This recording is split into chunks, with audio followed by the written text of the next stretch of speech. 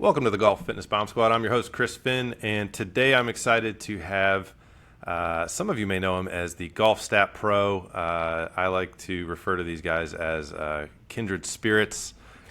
He's also the Data Insights lead at Arccos Golf, the assistant golf coach at Princeton University, and the co-host of Hack It Out Golf podcast. Welcome, Lou Stagner. I am honored and excited to have you on the show. Hey, thanks for having me on, Chris. I'm looking forward to the chat.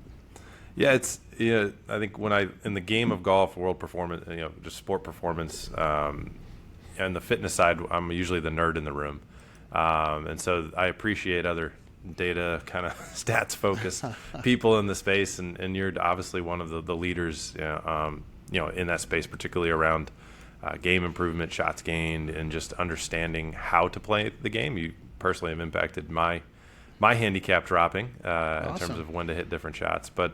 We'd love to hear just for people who aren't maybe familiar with you, with your work, kind of, how you got into this, and what drives you. Sure. I've always been a numbers guy. I was that guy when you were a kid that if you were putting together a Sega league with hockey or something like that, I was the one that would track all the stats for everybody, kind of organize the schedule. I've been that way my entire life. I have a math, computer science background. I've been working in data and analytics for a long time now. I still have a job in corporate America, director of analytics at a large company based in the Northeast. And 7 years ago now, I started blogging about golf analytics. I got access to some golf data. And there was a podcast I used to listen to with Will Hackett. It's called The Perfect Number, and he really talked mostly about golf and data, and really good guy, and I'm sure many of you have heard him. He announces on PGA Tour Radio, so if you ever listen to PGA Tour Radio, you've heard him speak before. I know Will well. Yeah, and so he put out a couple of podcasts, and I listened to one of the episodes and went, I had access to the data, and I was doing some things personally, and I thought, I could do an analysis around that I think would be pretty interesting, and I did, and it was pretty interesting, and I thought, I'm going to turn this into a blog. This is kind of fun. I didn't really expect anybody would read it. I didn't expect, beyond my friends and maybe my mom would be interested in anything I had to say, and it kind of it grew pretty quickly. And I've done a number of different things throughout the course of the years.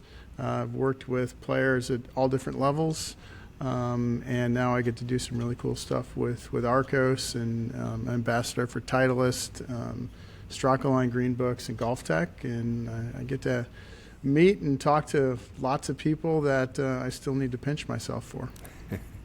I know I'm not one of them, but no, appreciate you coming on anyway.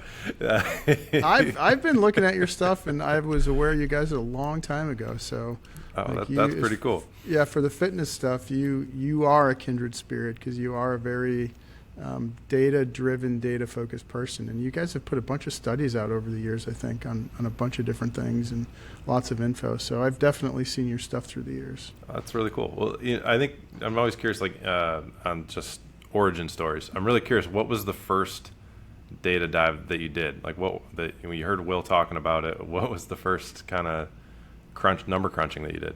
It was about performing in the clutch. Really? So how do you do an analysis on that? Well, what I did was, and I thought it was pretty interesting, was I had PGA Tour data, and I looked at how players performed when they were in certain positions. But not just certain positions at the end of the round. Mm-hmm. What I did was I went minute by minute throughout the course of a round, and I looked at where everybody's score was at that particular minute. So during the course of a round, if you started 4 shots back and you went on a tear and now you had a 1-shot lead, I didn't know that if I looked at the prior round and what your place was going into the round. Right. But I could tell on a minute by minute basis where you were on the leaderboard. And then I could just see how people performed when they were in certain spots on the leaderboard, and it was really interesting. And Will actually had me on his podcast to talk about it, so that was pretty cool.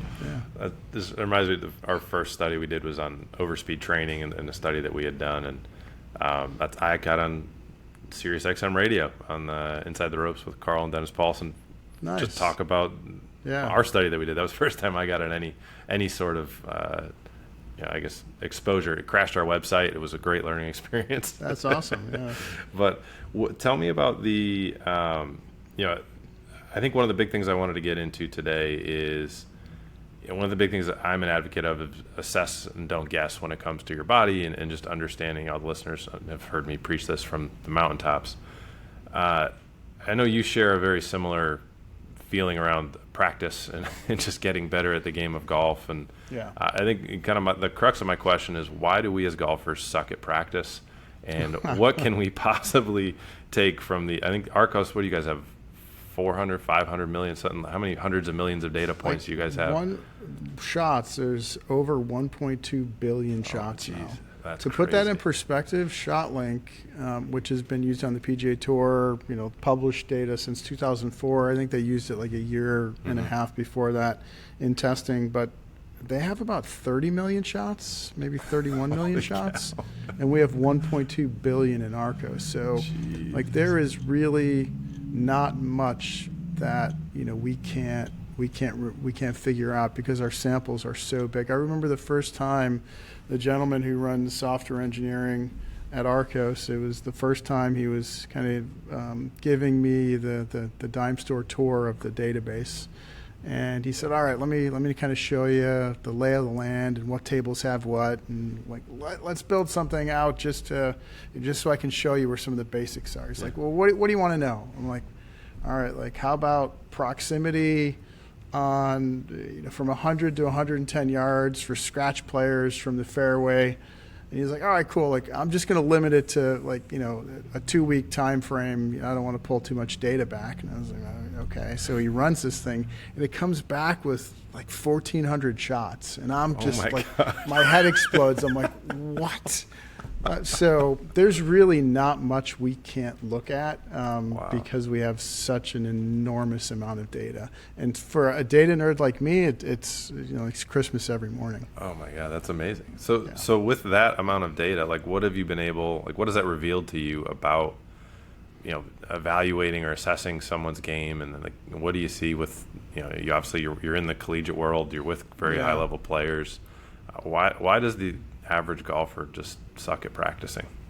I think it's because most of them, as a starting point, don't know what they really should be practicing, what they should be working on. We can talk a lot about just the structure of the practice and what you should be doing and how you should be doing it, but as a starting point, where should you be spending your time? There's 4 parts of the game, and I'm going to quiz you on something, and I'm curious how you're going to answer it. Nobody's ever come close yet with this answer, so I'm gonna give you a little bit of heads up there that maybe will help. Setting my expectations. You're helping my expectations remain low. I like that. No, I might influence how you answer this, but a lot of people, they don't know how they are actually performing on the golf course. They don't know what their true strengths are. They don't know what their true weaknesses are. And I'm guessing you deal with the same thing in fitness. Is people don't really know, and you need to measure, you need to quantify. We all have confirmation bias. We all deal with that, and sometimes things happen for good or for bad, and we say, oh, I see that always happens. I'm just, he never misses a putt from 5 feet, right? I'm sure every person listening has somebody at the golf course they play at, and they talk to, and they go, oh yeah, Charlie hasn't missed a 5-footer in 20 years. No, I guarantee you Charlie's missed a lot of 5-footers in 20 years. But every time he misses one, you don't say Charlie's the best putter from 5 feet you've ever seen. You forget that really quickly, and you go back to Charlie's really good because he got into your pocket a couple of times. Right. And that happens at every level, not just amateurs. You mentioned I do a podcast, Hack It Out Golf, and one of the co-hosts on that is Greg Chalmers. And Greg Chalmers, long career, journeyman on the PGA Tour, won on the PGA Tour, 400-ish starts. In the ShotLink era, statistically, he's one of the top, column 3 or 4 putters in the ShotLink era, which makes him one of the best putters of probably all time. He's certainly in the top 10 all-time putters. And he told a story about how he was working with his coach, and he wasn't playing all that well. And he said to his coach, well, he wasn't playing as well as he wanted to play, I'll say that. And he said to his coach, my putting's just so off. Like, that's all we need to focus on. We got to get the putting where it needs to be. It's just a huge problem. And his coach went over to PGAtour.com and pulled up the stats and went, dude, like, you are second on the PGA Tour in strokes gained putting right now. What are you talking about? Like, you are literally, like, probably the second or third best putter in the world at the moment. We don't need to work on your putting. Right. And there's another similar story at the very beginning of Every Shot Counts by Mark Brody, which, if you're listening and you haven't read that book, I highly recommend reading that book. It'll give you a tremendous amount of detail on all things golf stats that'll help your game. The very beginning of that book, Sean Foley tells a story about Justin Rose, and Justin Rose kind of did the same thing with his wedges, where he's like, my wedges they stink and they're horrible, and we got to work on them. And Sean Foley went, dude, you're like third on the PGA Tour and strokes gained with your wedges. What are you talking about? And so we all have these confirmation biases that creep in, some for good, some for bad. They're not always accurate. And so it's really, really important to remove that gray by having some black and white information. And something like Arccos is going to give you that info. Now, I'm affiliated with Arccos. I'd love if you bought it. But if I'm working with you, like, I just want you to have data. You need to have data on your game. You need to have shot level data on your game. If you need to do it on the back of a napkin, because that's what you really want to do, great. As long as you have it, we need that so we know. And here's why it's important, and here's where I'm going to quiz you.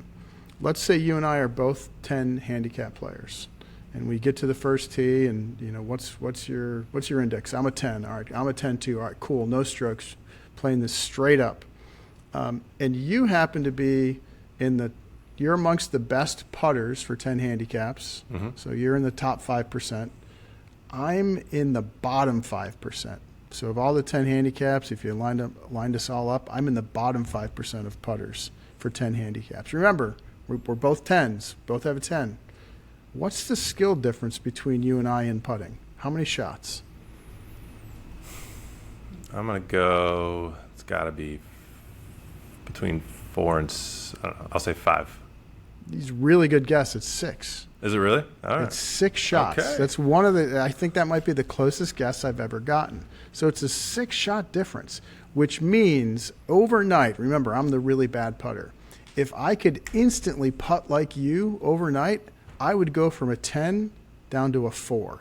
That's incredible. Overnight. Wow. Yes. Right? Think about that for a second. Nobody thinks about that at all.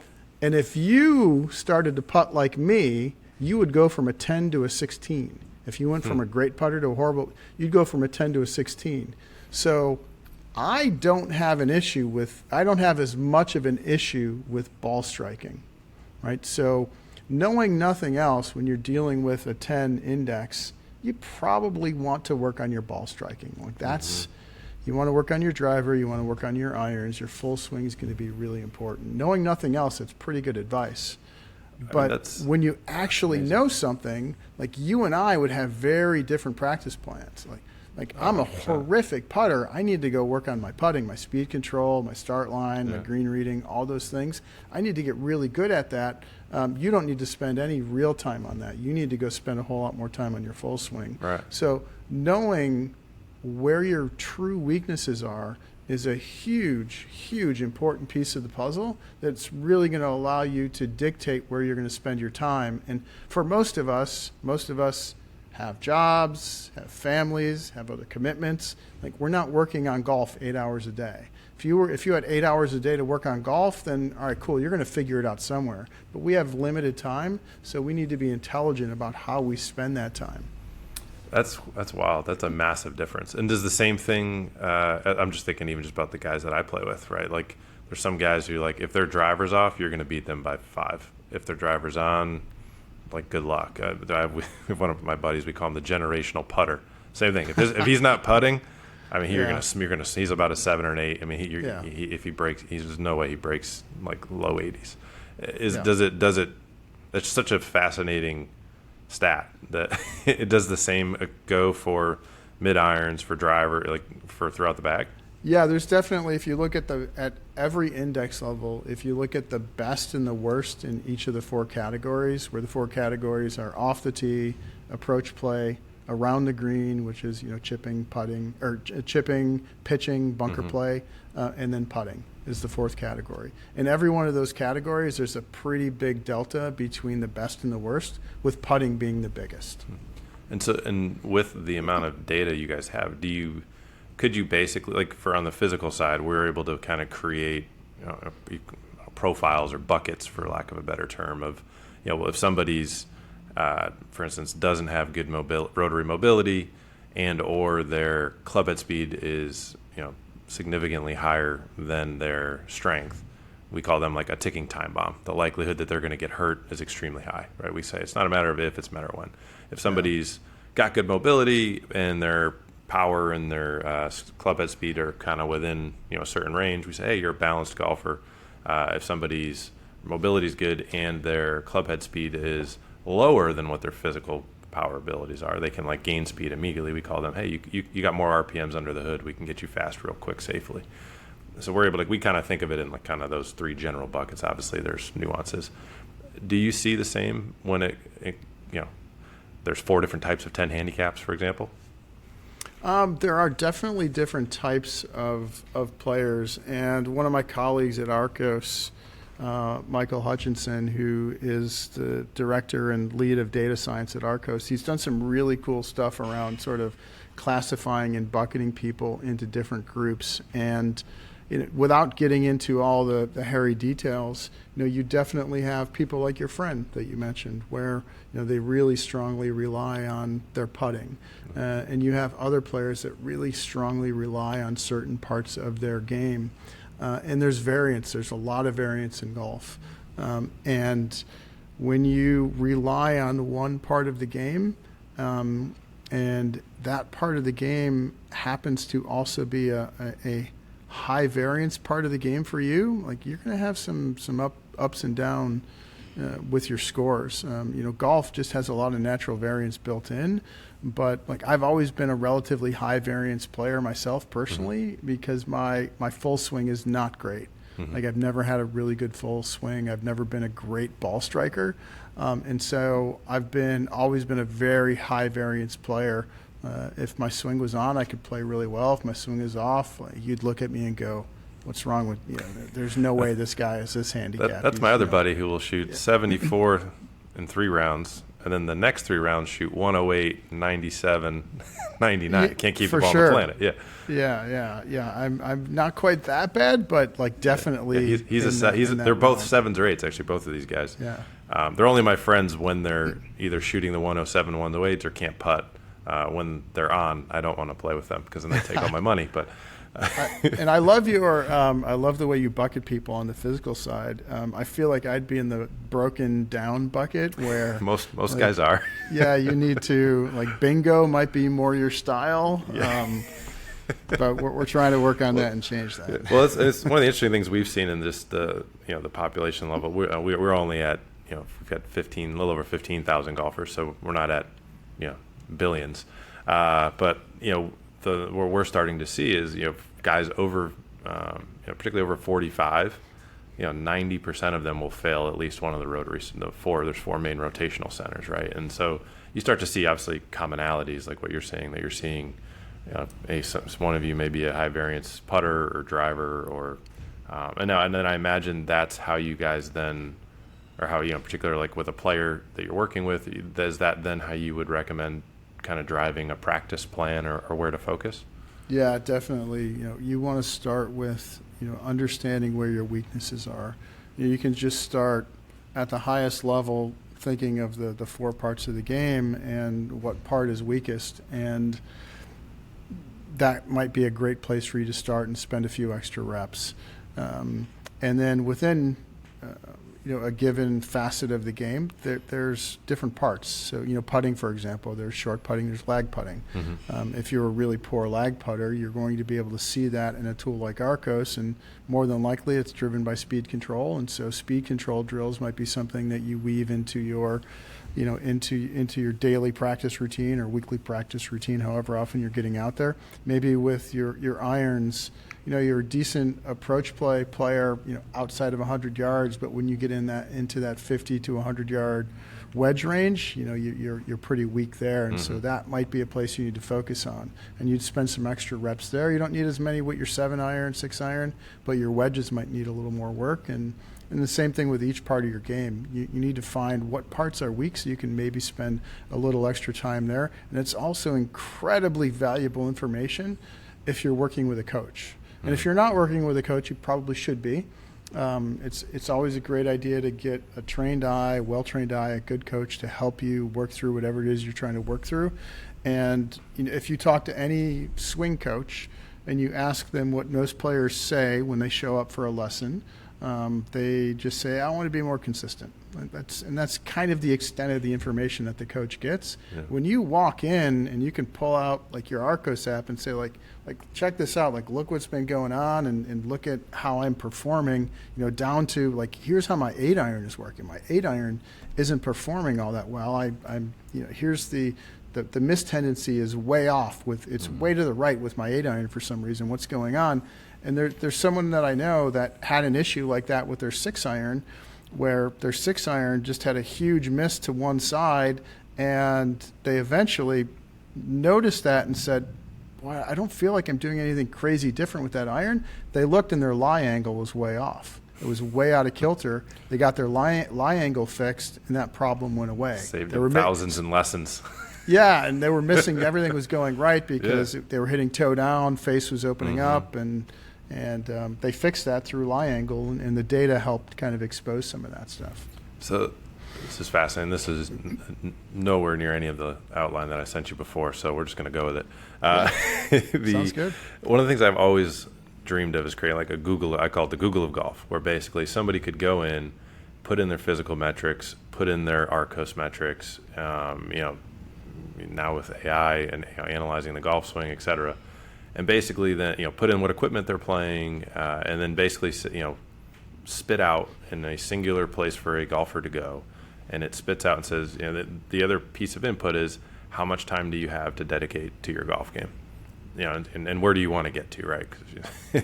And then basically say path 1, if you have 15 minutes a day, that it will take X amount of time. Path 2, if it'll but hey, you could either get longer and that will drop your handicap by X. You could work on your lag putting and that'll drop your handicap by X. Whatever it may be, but then put together that very specific, pick your journey, kind of like the old school, like the books, right? Right. Pick one or two. Yep. Do you want to work on your body? Do you want to get new clubs? Do you need to work on something course management, whatever it may be? Is that something that you feel like is possible at this point with the amount of data that's out there across the different disciplines of the physical side, the everything that you do with Arccos technologically? Like, are we getting there at some point? Do you see that becoming an entry point for golfers to get better at the game? Yeah, I definitely feel like we're moving in that direction, and there's a couple of people in the golf industry. Dr. Will Wu, I don't know if you ever heard that name. I haven't, no. Dr. Will Wu, he is a motor learning expert, so skill acquisition, motor learning, and he works with John Dunnigan, I think his name is, and they've developed an app that kind of does that. So that's pretty cool. Dr. Will Wu, he's worked with a number of different PGA Tour players on motor learning and skill acquisition, so how you should practice. And the app that they built is really driven a lot by where you currently are. And so they do collect some information on performance, where you are, and they use that to help guide the practice routine. It kind of mimics what Dr. Wu does with his players when he's working with them one-on-one. He's gathering information. How are you playing? What's going on? Let me understand what your blueprint looks like, what your profile looks like, and then we're going to adjust and create a practice plan accordingly for you, so that you can improve the skills that you need to work on. And I can tell you, like, for the most part, like, showing up to the driving range and hitting 307 irons in a row is probably not the best idea for most people. Wait, what? Are you serious? Probably not the best idea for most people. Like, there's certainly, all of that type of practice has its place. But when you get intelligent about what you're doing and how you're doing it, and you're using your own data to drive that, you are going to improve quicker. And the thing you brought up, like that's where this is all headed, to get everything at such a personalized level to help you, because we're all different. We go back to that 10 index example that we talked about 10 minutes ago. Like you and I are going to have very different practice plans. And when you know that detail on performance, you're able to intelligently come up with that practice plan. And part of that is fitness as well. Like if you are if you're a 5 index and your driver only goes 215 yards, like you're probably pretty good in a lot of other parts of the game. You're probably a really solid ball striker. You hit it on the button, you keep it in play, but you're not hitting it as anywhere near as far as a typical 5 index. So you might need to get stronger. Like they may need somebody like you at that point. And the best thing they can do is get stronger and do speed training and go from 215 to 255, because that's going to gain them a lot of shots. And they don't necessarily need to work on a whole lot else right now, because there's so much low-hanging fruit with them adding speed. For sure. And I think this kind of, in a way, could lead in. I think you had a cool tweet that is it still called? Do we still call it tweets on X?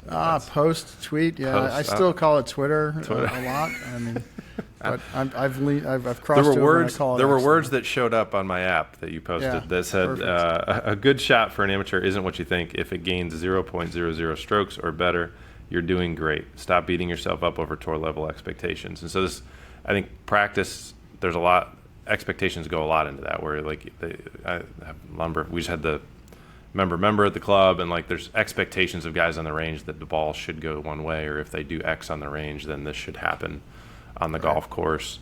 Like, can you speak? I know you speak a lot to expectations and how that impacts play, but then also practice and what people should expect from practice.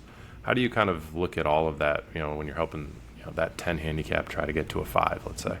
Yeah, and I am definitely not. I've learned from a lot of different people in the skill acquisition, motor learning, practice space.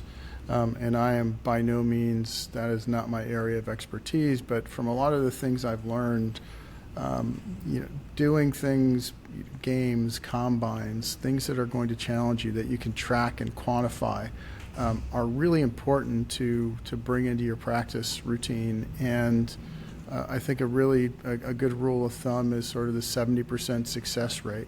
Like you want to be successful about 70% of the time in whatever game or combine that you've set up for yourself. And if you are 100% successful, it's way too easy. You need to make it more challenging. And if you're 20% successful, like you're not doing yourself any favors. You need to make it a little bit easier and then gradually increase the difficulty as you get better. And those are some of the things that I try to do with the players that I'm working with, as we develop practice plans for them to improve. So again, I'm not the expert on that. I've learned from some really smart people, and there's some great info out there. Those are some really high-level rules of thumb on how you can think about it. So put way more games into your practice, track and quantify how you're doing, look how you're improving over time, and if you're getting way better where whatever game it is you're playing, you're 95% successful, you need to make that game a little bit harder.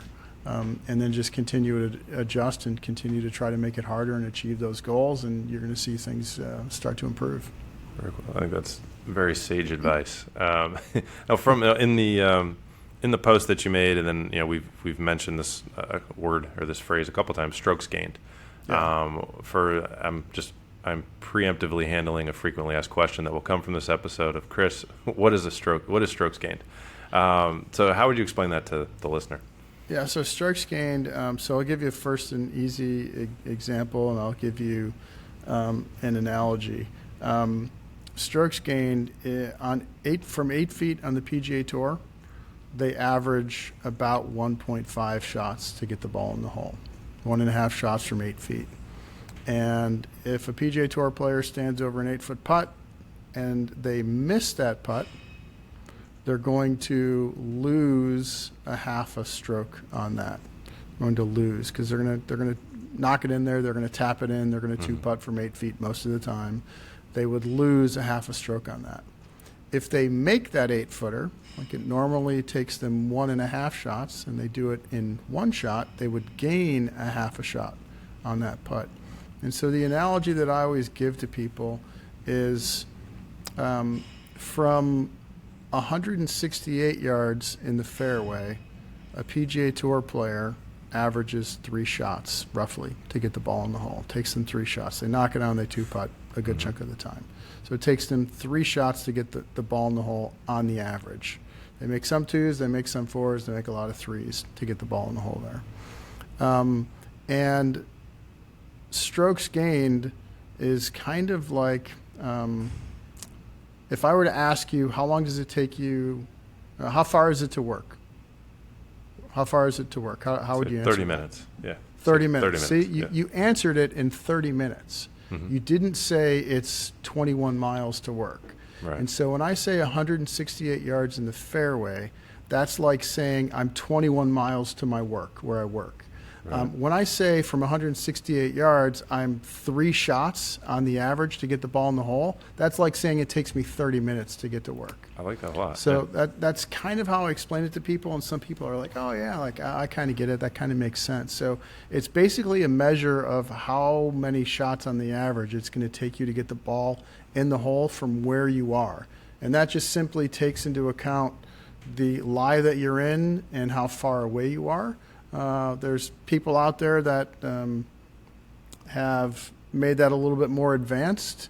They will factor in things like, short-sightedness, wind, other things to try to get more of an accurate strokes gain number, an accurate shots to hole out number. If you think of a 20-yard shot from the rough, if you have 2 yards of rough and 18 yards of green, that's very, very different than if you have 17 yards of rough and the flag is only 3 from the edge. Like those are 2 very, very different shots, treated the same in strokes gained. And so there are some people out there making adjustments for things like that. But if you just kind of think of it in terms of it's how many shots on the average it takes you to get in the hole, that's a good way to think of it. That's brilliantly explained. So what I want to pivot a little bit. This is a physical podcast, so I know you've had some physical things occur with your ankle over the last couple of years. So I really, injury is a common thing that golfers, particularly as we get into our 40s and beyond, and been sitting at desks and don't play athletics for a living. We tend to sit and type. It's a very common thing that we see. The average golfer, it's going to miss at least 2 weeks due to an injury every single year. I'm curious how you maybe have leveraged, just experiencing the injury that you've had, what the rehab has been like getting back to golf. How has that impacted your swing or different things? If you've been able to get on, particularly with it being your ankle, if you've been able to get on force plates or anything like that. I see you have a very nice setup behind you, so I'm assuming you have some access to technology. But also, how have you potentially then also leveraged your knowledge of your game from a statistical standpoint to help you kind of get back to where you want to be? It's been frustrating. So it's been almost 2 years now since I hurt my ankle, and it's still not back to 100%. Jeez. And was it your lead ankle, your trail ankle? It was my lead ankle on the left side. All right. A high ankle sprain, and I jumped in the pool. I floated down to the bottom, and I pushed off the bottom, and I was kind of at that inflection point in the pool where I'm in the deep end and it's starting to go up to the shallow end. Little dorsiflex, yeah. And so I pushed off on the bottom, and my foot slipped, the one that I injured, the left side, and I pushed harder as it slipped, and I kind of felt the snap, and I came back.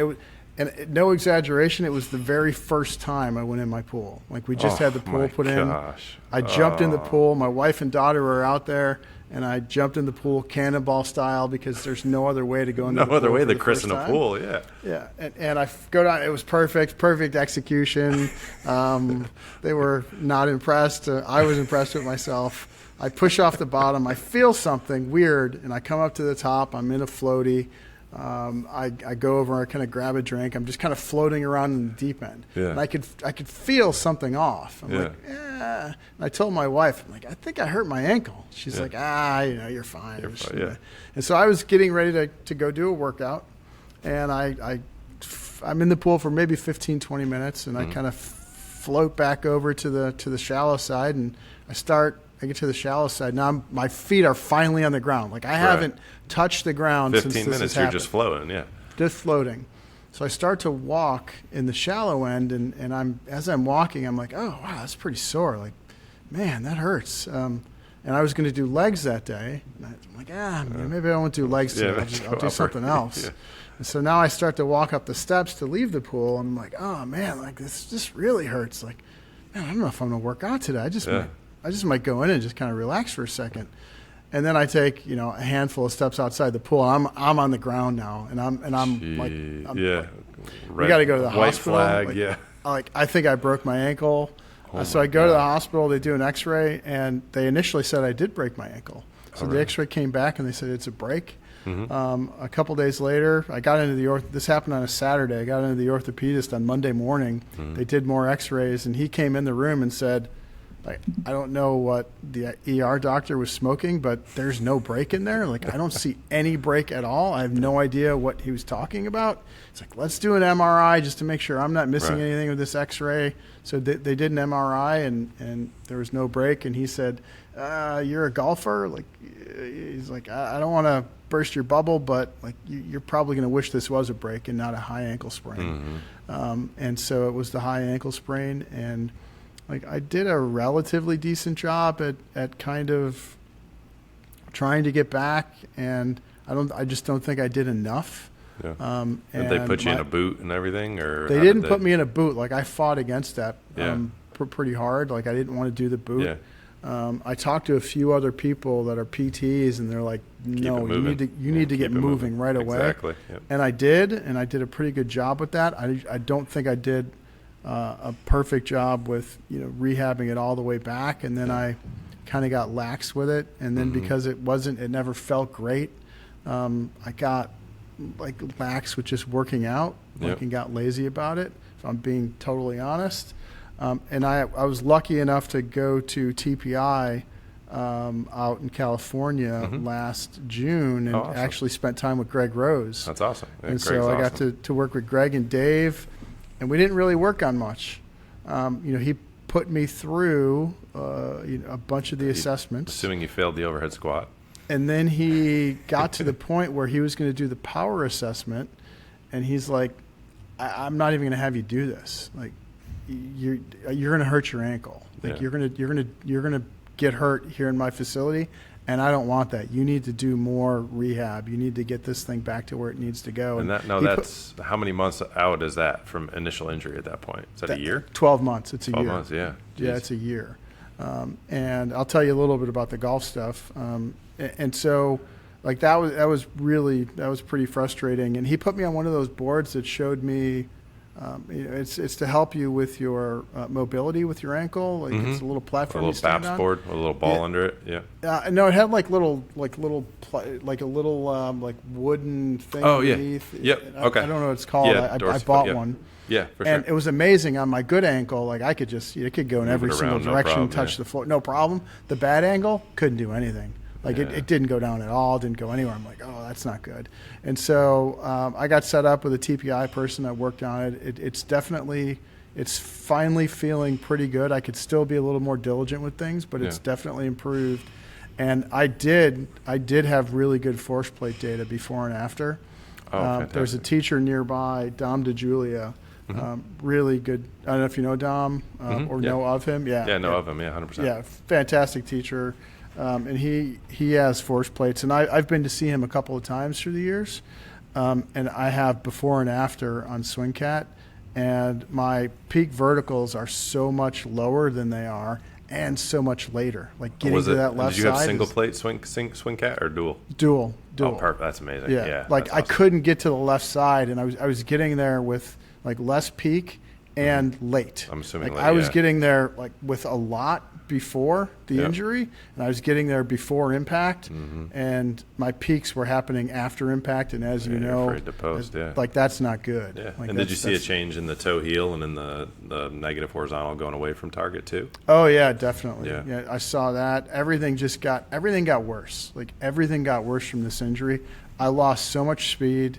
Everything everything got worse. My face, everything got worse. Nothing got better. There was nothing that positively improved from this injury. And it's been 2 years in the making now, and I still need to be more diligent about it. But it's still kind of an issue 2 years later. Yeah, so we've done some interesting. We're starting to do some stuff with a couple different, just with shoes and looking at footwear, and we have 2 sets of dual force plates here. But like I did something that I don't think we released the YouTube video yet, but where I basically took Arccos pads, 2 kind of big, thick blue rubber pads, foam pads, put them on the plates, did a vertical leap, and then took them off, and it was, I think the total vertical force was like 900 newtons maybe, and then took the plates off, same exact jump, and it basically doubles to almost 1800 newtons.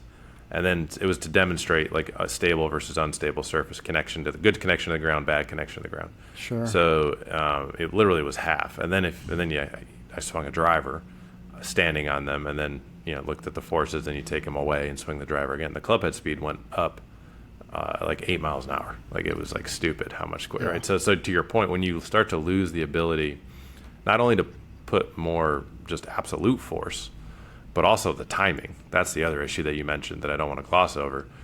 Is we've had guys where one of my favorite parallels, we had a guy, he was 50, and then he's actually one of the top amateurs in the country at this point. He was at NC State earlier on. So I think he was still in high school. He was like 15.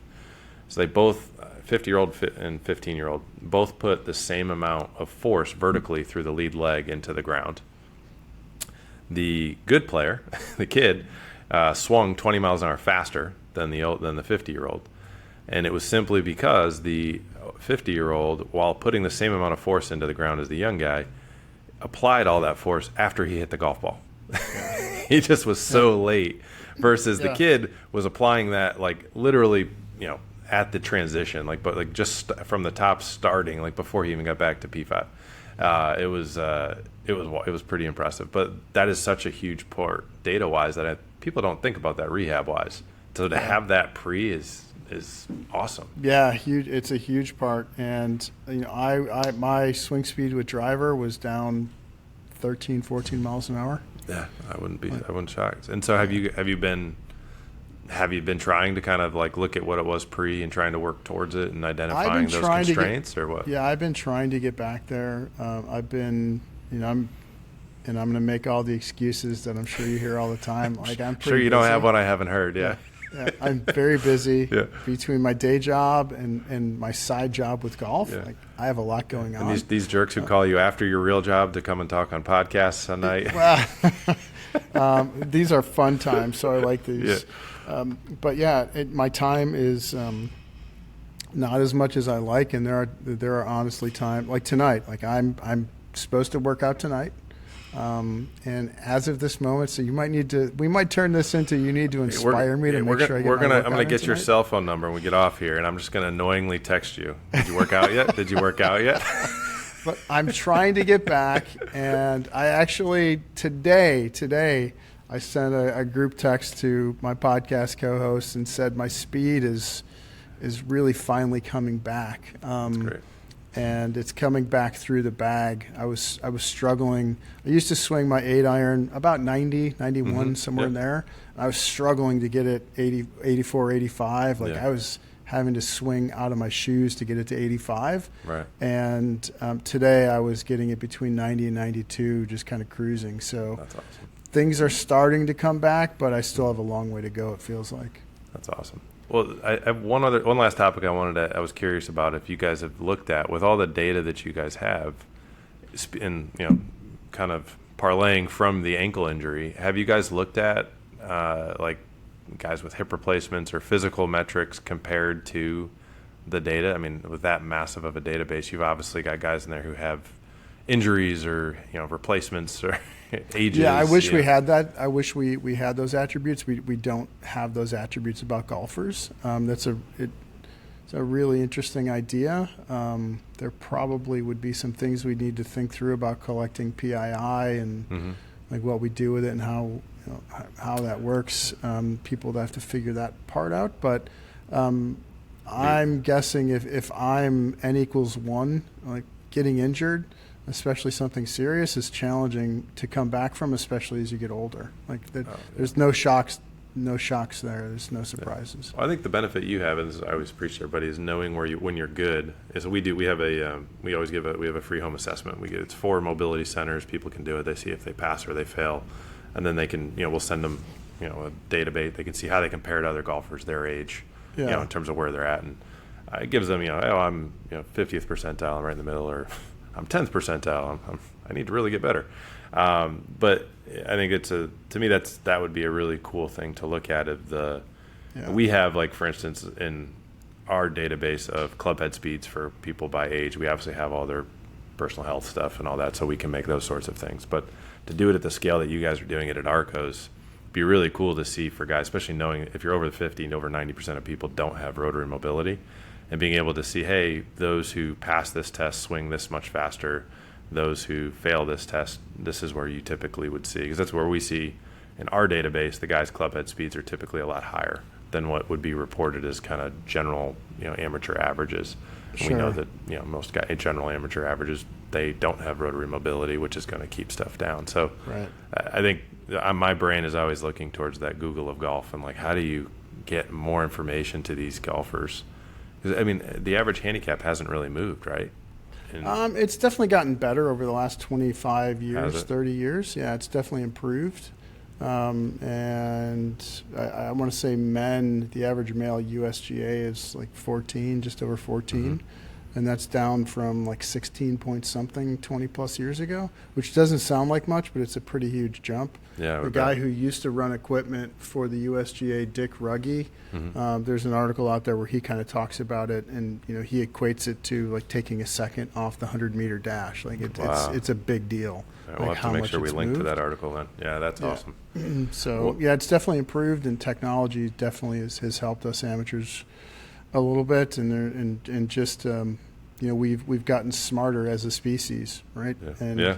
And now there's people like you that are helping everyone to understand the incredible value of being fit, being in shape, and being fit, being in shape, being stronger, being more mobile, being faster allows you to hit the ball farther, and hitting the ball farther is going to help you to score better as a really simple connecting the dots. And they didn't really have that 30 years ago. Like they weren't. They were telling you don't work out 30 years ago. They were telling you it's a bad idea. Exactly. Like you need smoke the a cigar muscles after.